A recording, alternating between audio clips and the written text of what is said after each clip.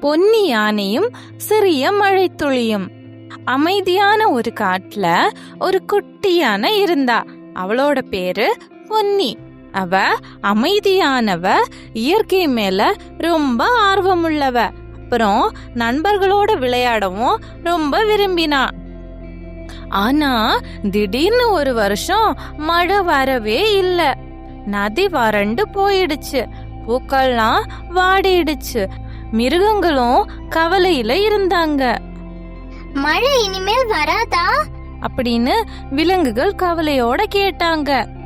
பொன்னி வானத்தை பார்த்து, கவலைப்படாதீங்க, நான் மழைய தேடி பார்க்கிறேன் அப்படின்னு சொன்னா.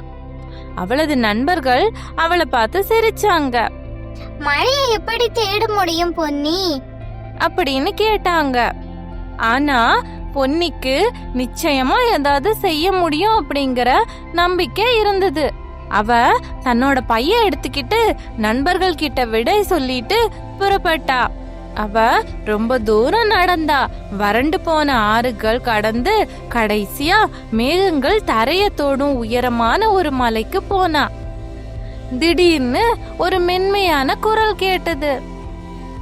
யாராவது இருக்கீங்களா? பொன்னி கீழே பார்த்தா. ஒரு சிறிய நடுங்குற மழைத்துளி ஒரு இலை மேல அமர்ந்திருந்தது. காற்று என்ன என் மேக குடும்பத்துல இருந்து பறக்க விட்டுடுச்சு அப்படின்னு அந்த மழைத்துளி சொல்லுச்சு. பொன்னி சிரிச்சா. பரவாயில்ல, நான் உன்னை மீண்டும் உன் வீட்டுக்கு கூட்டிட்டு போறேன் அப்படின்னு சொன்னா. அவ அந்த மழைத்துளிய மெதுவா தன்னோட தும்பிக்கையில வச்சுக்கிட்டு மேல மேல போனா. சிறிய மரங்கள், குளிர்ந்த காற்று வழியா அவ போனா.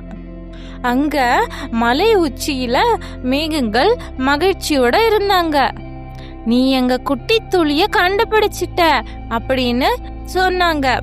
மழைத்துளி ஒரு வினாடியில பளிச்சுன்னு மேகத்தோட இணைஞ்சிடுச்சு.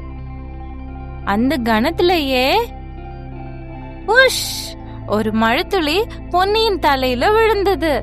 பிறகு இன்னொரு துளி விழுந்தது. மழை பெய்ய தொடங்கியது. மண் நனைஞ்சிருச்சு. நதிகள்லாம் நிரம்பி விழிஞ்சுது.